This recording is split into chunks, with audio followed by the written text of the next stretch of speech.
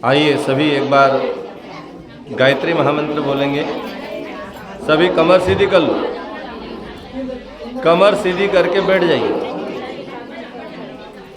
सभी इधर ध्यान से सुनो। क्या बेटा,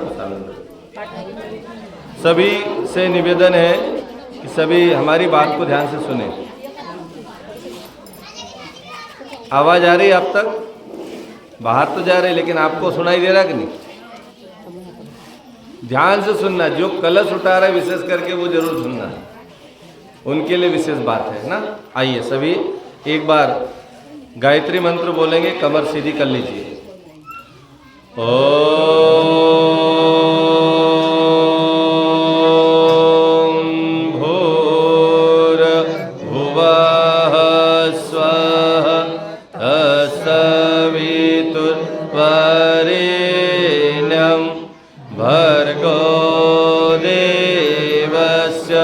धीमहि धियो यो नः प्रचोदयात्।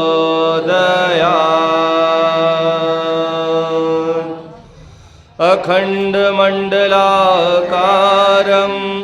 व्याप्तं येन चराचरं तत्पदं दर्शितं येन तस्मै श्रीगुरवे नमः।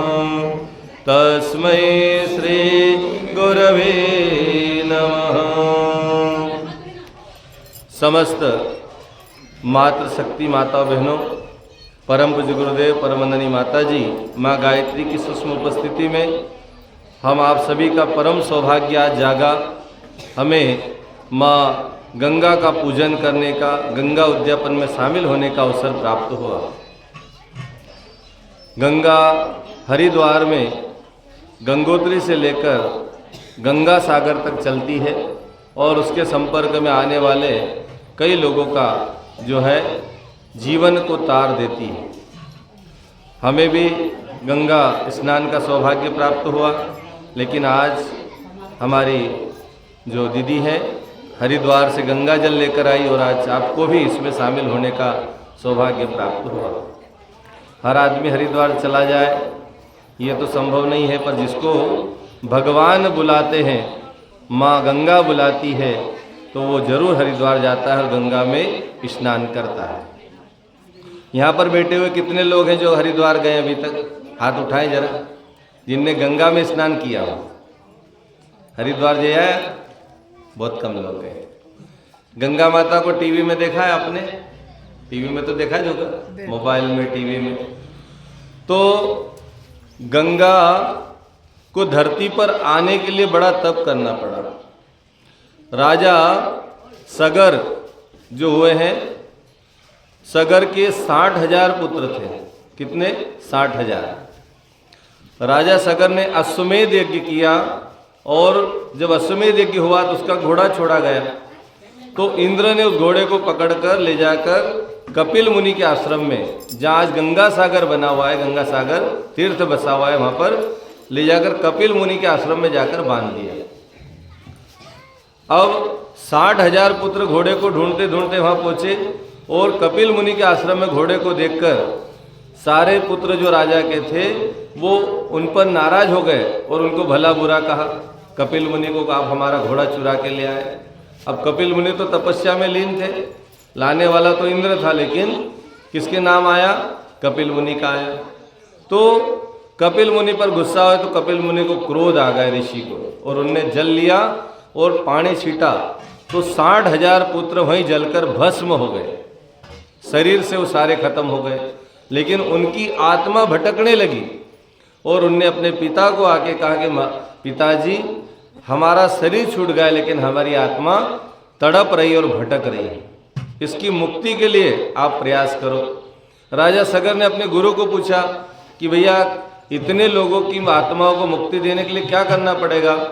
तो उनके गुरु ने कहा कि स्वर्ग लोक में गंगा है, वो गंगा यदि धरती पर आ जाए और उनका जल का स्पर्श इन 60,000 आत्माओं को हो जाए तो वो मुक्ति मिल जाएगी। तो राजा सगर ने अपने पुत्र जो है अंशुमान को राज्य गद्दी सौंपी और राजा सगर तपस्या करने चले गए। जंगल में गए, वहाँ तप किया और तप करते करते राजा सगर का वहीं प्राण अंत हो गया, वो मर गए, पर गंगा प्रसन्न नहीं हुई। फिर अंशुमान ने भी, जो राजा सगर के पुत्र थे अंशुमान, उनने भी तप किया और वो भी तप करते करते मर गए, फिर भी गंगा माता धरती पर नहीं आई, न प्रसन्न हुई। फिर उनके पुत्र दिलीप हुए, उनने भी तपस्या आरंभ की, अपने पुत्र को राजगद्दी दी और वो भी तपस्या करते करते मर गए, लेकिन गंगा माता नहीं आई। उसके बाद उनके पुत्र आए राजा भगीरथ, जिनने कठोर तप किया। ये सारे राजा क्या करते थे कि जब बुढ़ापा आता था तो अपने बेटों को गद्दी देते थे और तप करने जाते थे, लेकिन राजा भगीरथ ने जवानी में ही चाहकर तप आरंभ किया और माँ गंगा को प्रसन्न कर लिया। गंगा माता प्रसन्न हो गई और उन्होंने कहा, बेटा मांगो, क्या चाहते हो? उनको, माता जी आपको धरती पर आना पड़ेगा, हमारे पूर्वज जो हैं वो, उनकी आत्माएं भटक रही है, उनकी मुक्ति के लिए आप धरती पर आइए।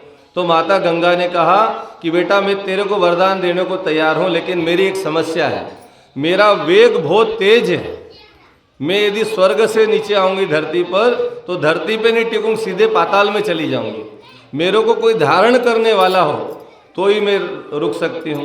तो उन्होंने कहा, माता जी बताओ कौन धारण कर सकता आपको?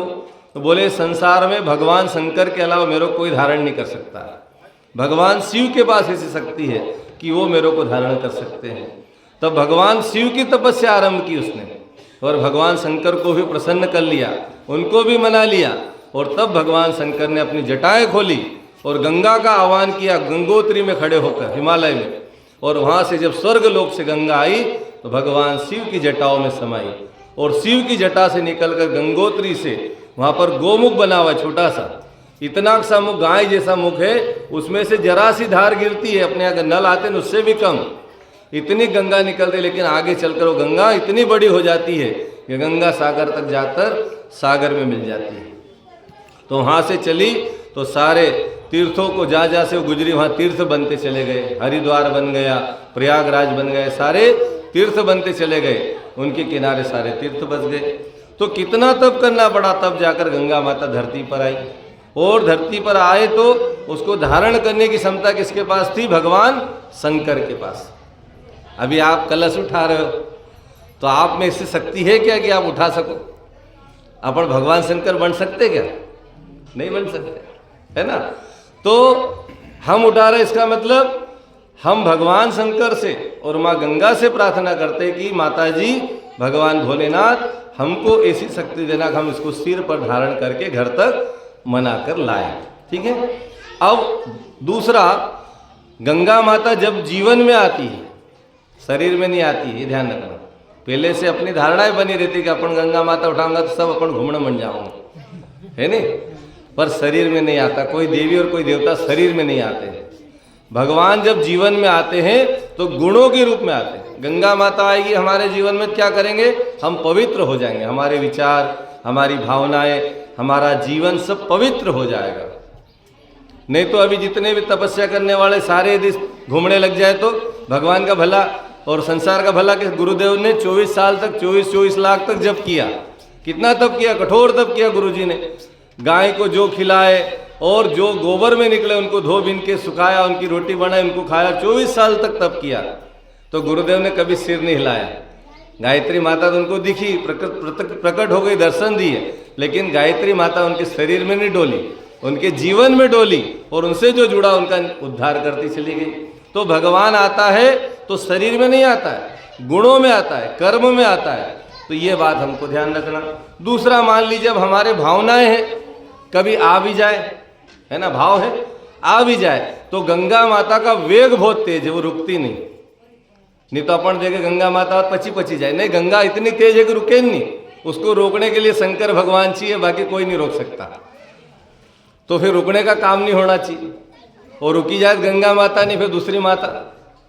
गंगा माता रुकती नहीं, गंगा माता तो दौड़ते हुए जाती है, उसका वेग इतना तेज, क्योंकि हिमालय हजारों फीट ऊंचाई से वो गिरती है।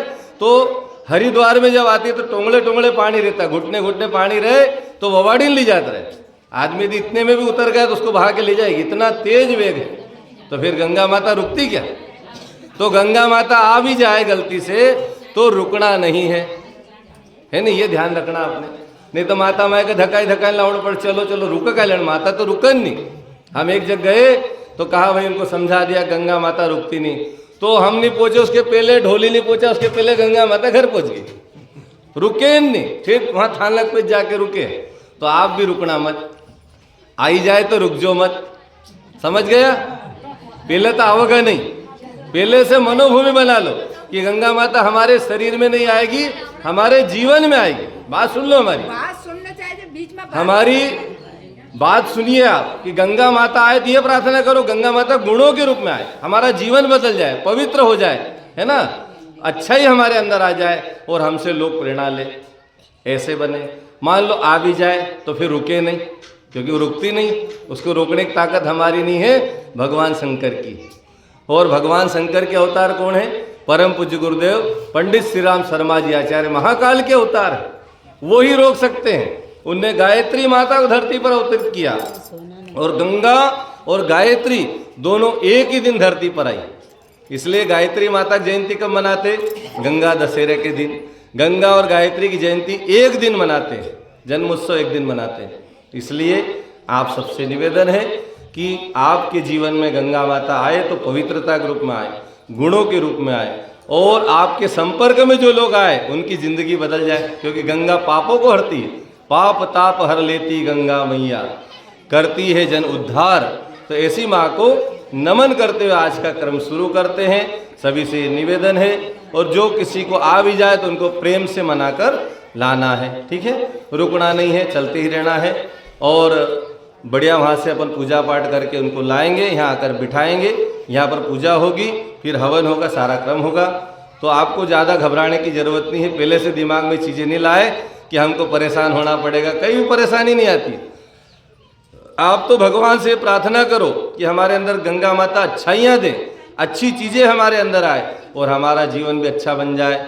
क्योंकि भगवान जिंदगी में आते तो जिंदगी बदल देते हैं। जैसे गायत्री माता कई लोगों की जिंदगी में आ गई तो अच्छी बुद्धि आ गई, तो अच्छे काम करने लग गए, और अच्छे काम होने लगे तो उनके घर में उद्धार होने लगा, उन्नति प्रगति होने लगी। आप देख लो, जो भी गायत्री से जुड़ा हो घाटे में है क्या, उनका उद्धार हो गया, उनकी उन्नति हो गई, उनकी प्रगति हो गई, उनको सद्बुद्धि मिल गई, सद्ज्ञान आ गया, सत्कर्म करने लग गए।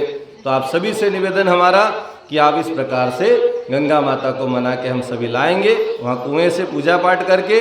कुछ भाई सहयोग में रहेंगे, आगे आगे उनके लिए बढ़िया से आसन बिछाते चले जाएंगे, टाट पट्टी या कुछ लाए होंगे तो बिछाते चले जाएंगे। माता माई को नीचे नहीं चलाना है, आसन पे चलाना है, ठीक है। इस प्रकार से मनाकर यहाँ तक अपन लाएंगे।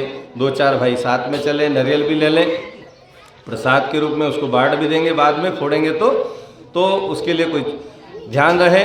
नारियल जब फोड़ो तो जमीन पे फोड़ना, पत्थर पे फोड़ना, माता माई के पैर में नहीं लग जाए। कई बार जल्दी जल्दी में आदमी उनके पैर पे ठोक देते हैं, उनको नहीं ठोकना है ना।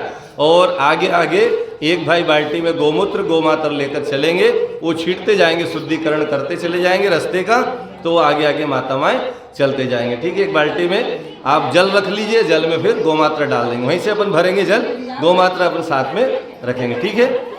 इस तरीके से तो सभी से निवेदन है, इस प्रकार से भगवान को हम अपने घर में ला रहे हैं। ये हमारा सौभाग्य है कि माँ गंगा हमारे घर आ रही है, माँ गायत्री हमारे घर बैठी हुई है, तो वो कल्याण करे, उद्धार करे, सद्बुद्धि सद्ज्ञान दे, पवित्रता दे और सत्कर्म दे। इस भाव से आइए आज के इस क्रम को शुरू करते हैं। ओम शांति।